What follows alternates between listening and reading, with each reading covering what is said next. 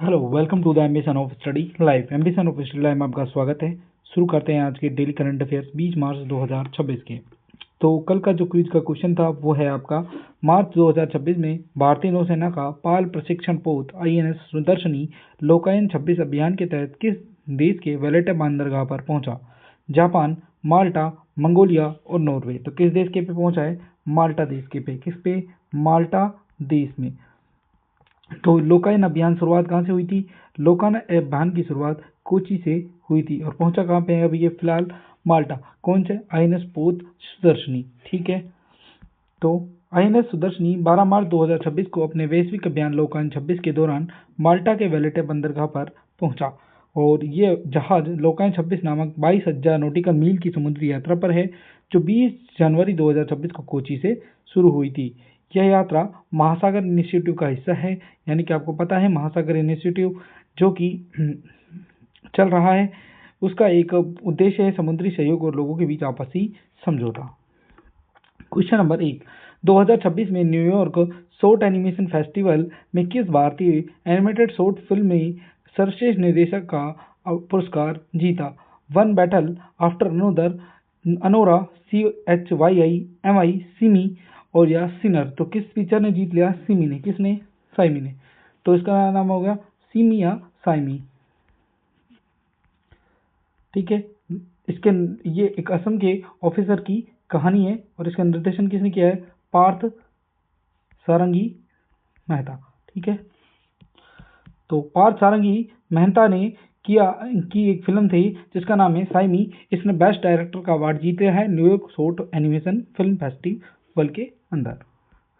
Question number 2, city union bank का brand ambassador किसे नियुक्त किया गया है? रोहित शर्मा, रविंद्र जडेजा, जसप्रीत बुमराह, मयंक कुमार। तो किसे किया है?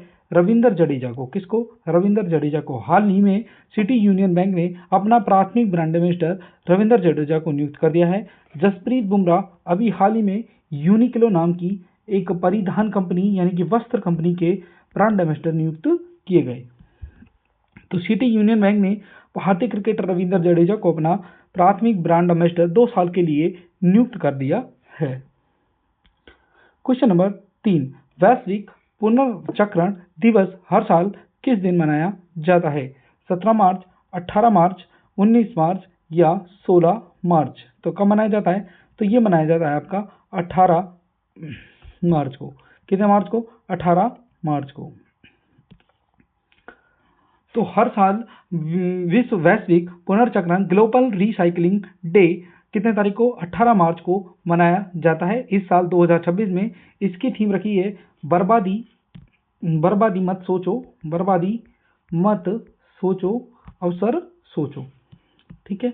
तो हर साल वैश्विक रिसाइकलिंग डे हर साल 18 मार्च को मनाया जाता है, जिसका उद्देश्य रिसाइकलिंग के बारे में लोगों को जागरूकता फैलाना और कचरे के साथ संसाधन के रूप में देखने को प्रोत्साहित करना है। शुरुआत 2018 में हुई। इसकी जो थीम है वो है बर्बादी मत सोचो, अवसर सोचो, don't think the waste, think opportunity. 18 मार्च को ही हमने एक दिवस मनाया जिसका नाम है आयुध निर्माण दिवस, ordnance factories day. Next question देख लीजिए। Question number 4, national para athletics championship 2026 का आयोजन किस शहर में किया जाएगा? गुवाहाटी, भुवनेश्वर, भोपाल या नई दिल्ली। तो कहां पर किया जाएगा? भुवनेश्वर में किया। तो नेशनल पैरा एथलेटिक्स चैंपियनशिप 2026 का आयोजन भुवनेश्वर में 19 से 21 मार्च, कब से? 19 से 21 मार्च तक किया जाएगा। कौन से स्टेडियम में? कलिंग स्टेडियम। किसमें? कलिंगा स्टेडियम भुवनेश्वर के अंदर आयोजित कर रहे हैं। तो कलिंगा स्टेडियम भुवनेश्वर के अंदर 19 से 21 मार्च तक राष्ट्रीय पैरा एथलेटिक्स चैंपियनशिप का आयोजन होने जा रहा है। पैरालंपिक कमेटी ऑफ इंडिया द्वारा उड़ीसा सरकार के सहयोग से ये आयोजन किया जाएगा और इसमें 28 राज्यों के 1460 एथलीट्स भाग लेंगे। साथ ही BSF और सेवा खेल नियंत्रण बोर्ड की टीमें भी इसमें भाग ले रही हैं। कितने पदक हैं? 145 पदक। क्वेश्चन नंबर 5, हाल ही में किस देश का मेट्रो नेटवर्क दुनिया का सबसे बड़ा तीसरा नेटवर्क बन गया है? भारत, जापान, अमेरिका और चीन। तो किसका बन गया है? भारत का। तो भारत अब दुनिया का तीसरा सबसे बड़ा मेट्रो नेटवर्क बन गया है, जो देश के शहरी परिवहन विकास में बड़ी उपलब्धि है। केंद्रीय मंत्री टोकन साहू ने घोषणा की, भारत में अब 1143 किलोमीटर से अधिक ट्रेन मेट्रो संचालित हो रही हैं। 936 किलोमीटर मेट्रो लाइन निर्माणाधीन है। इसके अलावा 5 मेट्रो शहरों में रेल सेवा 2014 में थी, अब 29 शहरों में पहुंच चुकी है। ठीक है। Question number 6, the music academy Chennai द्वारा प्रतिष्ठित संगीत कलानिधि पुरस्कार 2026 के लिए किसे चुना गया है? जयंती कुमारेश, एलन मस्क, कुमार स्वामी और यशवंत गुप्ता। तो किसे चुना गया है? जयंती कुमारेश को। तो हाल ही में प्रसिद्ध वीणा वादक जयंती कुमारेश को प्रसिद्ध संगीत कलानिधि पुरस्कार 2026 के लिए चुना गया। उन्होंने द म्यूजिक एकेडमी मद्रास के 100वें वार्षिक सम्मेलन और संगीत समारोह के दौरान प्रदान किया जाएगा। आपको बता दें, संगीत कलानिधि अवार्ड कर्नाटक संगीत क्षेत्र में सर्वोच्च अवार्ड माना जाता है। 1928 में इसकी शुरुआत हुई थी। द म्यूजिक एकेडमी 100 वर्ष मना रही है। इसे कर्नाटक संगीत का नोबेल पुरस्कार भी कहा जाता है। तो इसमें काफ़ी अवार्ड दिए जाते हैं। 3-4 अवार्ड हैं। जो संगीत कला आचार्य का अवार्ड वरिष्ठ संगीतकार GS मणि और R वेदावल्ली को दिया गया। टीके के अवार्ड नेवल्ली स्कंद सुब्रमण्यम मृदंगम के लिए, S कासिम और S बाबू को नागस्वरम पाठक के लिए प्रदान किया गया। संगीत शास्त्री पुरस्कार के लिए डॉक्टर मीनाक्षी SS को ये प्रदान किया जाएगा। नृत्य कलानिधि अवार्ड के लिए भरतनाट्यम नृत्यांगना मालविका सरुक्कई को प्रदान किया जाएगा, जबकि जयंती कुमारेश को संगीत कलानिधि पुरस्कार से सम्मानित किया जाएगा।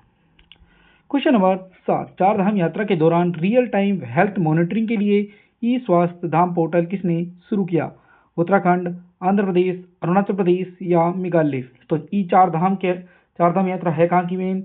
तो कहाँ की है? उत्तराखंड के चार धाम। तो उत्तराखंड सरकार ने हाल ही में चार धाम यात्रा के लिए ई स्वास्थ्य धाम पोर्टल की शुरुआत कर दी है। तो उत्तराखंड ने ई स्वास्थ्य धाम पोर्टल लॉन्च किया। चार धाम यात्रा 2026 के लिए आपातकालीन व्यवस्था को सुदृढ़ करने के लिए ऐप लॉन्च किया गया है। चार धाम यात्राओं के प्रमुख बिंदुओं पर लगभग 150 डॉक्टर के साथ बड़ी संख्या में पैरामेडिकल स्टाफ तैनात किए जाएंगे, जिससे लोगों को चिकित्सकीय सहायता मिल सके। इसके अलावा 177 एम्बुलेंस भी तैनात की जाएगी। क्वेश्चन नंबर 8, पोटी श्री रामालू के सम्मान में बलिदान की प्रतिमा स्टैच्यू ऑफ सैक्रिफाइस का उद्घाटन कहाँ किया गया? अमरावती, भुवनेश्वर, गुंटूर या विशाखापट्टनम। तो कहाँ किया गया? अमरावती में। तो हाल ही में आंध्र प्रदेश की राजधानी अमरावती में शिक्षा मंत्री N लोकेश ने केंद्र सरकार के साथ मिलकर पोट्टी श्री रामुलु के नाम पर एक स्मारक सिक्का जारी करवाने की कोशिश करने का वादा किया। पोट्टी श्री रामुलु ने पहले भाषाई राज्य के गठन के लिए अपनी जान कुर्बान कर दी थी। उन्हें कांस्य प्रतिमा के अनावरण और 125वीं जयंती के मौके पर आयोजित जनसभा में हिस्सा लेते हुए लोकेश ने कहा कि अमरावती के सखागुरु में 5.6 एकड़ जमीन के साथ एक स्मारक पर बनाया जा रहा है। इसके अलावा उनकी बलिदान की प्रतिमा रखा जाए, जिसका नाम उनका बलिदान की प्रतिमा रखा जाए। ठीक है। तो कहाँ बन रही है? अमरावती में। इसके अलावा क्वेश्चन नंबर 9, दिव्यांग शक्ति योजना किस राज्य में शुरू की गई? उड़ीसा, आंध्र प्रदेश, अरुणाचल प्रदेश, तेलंगाना। कहाँ पर की गई? आंध्र प्रदेश में की गई। तो आंध्र प्रदेश सरकार ने दिव्यांग शक्ति योजना प्रारंभ कर दी है, जिसके अंतर्गत राज्य में दिव्यांगजनों को निःशुल्क बस यात्रा प्रदान की जाएगी। इस योजना का उद्देश्य सार्वजनिक परिवहन में दिव्यांगजनों की पहुंच और आवागमन को सुगम बनाना है। 12.76 लाख से अधिक लाभार्थियों को इसका फैसला मिलेगा और सहायकों को 50% की छूट, और इसके अलावा जो बुजुर्ग दिव्यांगजन हैं वो फ्री में यात्रा कर सकेंगे। क्वेश्चन नंबर 10, 17 मार्च 2026 को नारकोटिक्स कंट्रोल ब्यूरो NCB का कौन सा स्थापना दिवस मनाया गया? 41वां, 51वां, 45वां या 48वां। तो कौन सा बनाया गया? 41वां मनाया गया। तो नारकोटिक्स कंट्रोल ब्यूरो की स्थापना कब हुई थी? 1985 में। तो हाल ही में नारकोटिक्स कंट्रोल ब्यूरो ने अपना 41वां स्थापना दिवस मनाया, जो देश में मादक पदार्थ को तस्करी दुरुपयोग में निपटने में 4 दशकों से अधिक समर्पित सेवा का प्रतीक है। इस उपलब्धि में दिल्ली, लखनऊ, जोधपुर, रायपुर, चंडीगढ़, अहमदाबाद, मुंबई, रांची, बेंगलुरु, चेन्नई, अगरतला सहित 40 स्थानों पर नशामुक्त भारत के राष्ट्रव्यापी युवा लामबंदी कार्यक्रम आयोजित किए गए। क्वेश्चन नंबर 11, एशिया के सबसे बड़े ट्यूलिप गार्डन का उद्घाटन कहाँ किया गया? श्रीनगर, कोलकाता, अमरावती या कुल्लू। तो कहाँ पर किया गया? श्रीनगर में किया गया। तो श्रीनगर के Indira Gandhi memorial tulip garden, जो कि एशिया का सबसे बड़ा ट्यूलिप गार्डन है, उसका उद्घाटन किसने किया? जम्मू कश्मीर के मुख्यमंत्री उमर अब्दुल्ला ने किया। तो श्रीनगर स्थित Indira Gandhi memorial tulip garden, जो एशिया का सबसे बड़ा ट्यूलिप उद्यान है, का उद्घाटन 16 मार्च 2026 को जम्मू कश्मीर के मुख्यमंत्री उमर अब्दुल्ला द्वारा किया गया। ये उद्यान जबरवान पर्वतमाला की तलहटी में डल झील के किनारे बना हुआ है। क्वेश्चन नंबर 12, एक वित्तीय वर्ष में 50 मिलियन टन लौह अयस्क का उत्पादन करने वाली भारत की पहली खनन कंपनी कौन सी बन गई है? NMDC, WCL, HLL या ZL? तो कौन सी बन गई है? NMDC।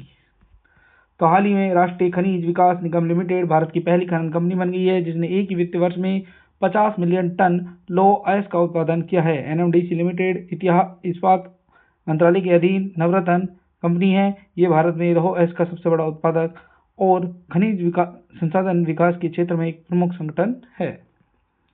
क्वेश्चन नंबर 13, किस बैंक के चेयरमैन अतानु चक्रवर्ती ने इस्तीफा दे दिया? HDFC, SBI, यस बैंक या PNB? तो किसके?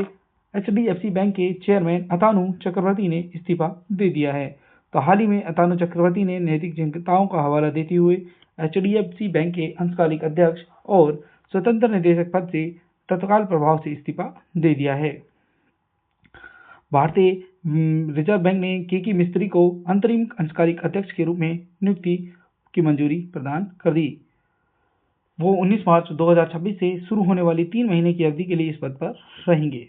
क्वेश्चन नंबर 14, दोहरे उपयोग वाले MX जीन उत्प्रेरक का विकास किसने किया? IIT Kanpur, IIT Guwahati, IIT Mumbai, IIT Delhi? तो किसने किया? IIT गुवाहाटी। तो गुवाहाटी स्थित भारतीय प्रौद्योगिकी संस्थान के शोधकर्ताओं ने उन्नत सामग्री विकसित की है, जो जल विद्युत अपघटन के माध्यम से हाइड्रोजन ईंधन का उत्पादन करने के साथ साथ सौर ऊर्जा से चलने वाले विलवणीकरण को भी संभव बनाती है।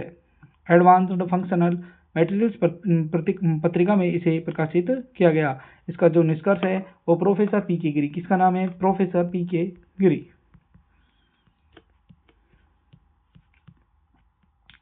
क्वेश्चन नंबर 15, नेपाल की पहली ट्रांसजेंडर महिला सांसद कौन सी बन गई है? भूमिका श्रेष्ठ, अंकिता व्यास, अर्पिता बत्रा, मेघा ठाकुर? तो कौन बन गई है? भूमिका श्रेष्ठ। नेपाल की पहली ट्रांसजेंडर महिला सांसद कौन है? भूमिका श्रेष्ठ। तो 37 वर्षीय LGBTQ अधिकारों की कार्यकर्ता भूमिका श्रेष्ठ ने नेपाल की पहली ट्रांसजेंडर महिला सांसद बनकर इतिहास रच दिया है। इनकी नियुक्ति दक्षिण एशिया में समावेशिता और हाशिए पर पड़े समुदायों के प्रतिनिधित्व की दिशा में एक महत्वपूर्ण उपलब्धि है। उनका उद्देश्य नेपाल में हाल ही में हुए राजनीतिक परिवर्तनों के बाद हुआ है, जिससे शासन में कई आवाजों के लिए द्वार खोल दिए हैं। तो आज की डेली क्विज का क्वेश्चन है, जिसका आंसर आपको कमेंट बॉक्स में कमेंट करके बताना है। टाइम मैगजीन ने 100 ग्रेटेस्ट प्लेसेस ऑफ 2026 में कितने भारतीय स्थानों को स्थान दिया है? 2, 3, 4 या 5? आंसर कमेंट बॉक्स में कमेंट कर बताना है। तो ये थी आज की करंट अफेयर्स। आई होप आपको अच्छी लगी होगी। चैनल को लाइक करें, सब्सक्राइब करें, शेयर करें और हमारे Telegram channel ambition of study lab को ज्वाइन कर लें। तब तक के लिए मिलते हैं अपन नेक्स्ट वीडियो में। धन्यवाद।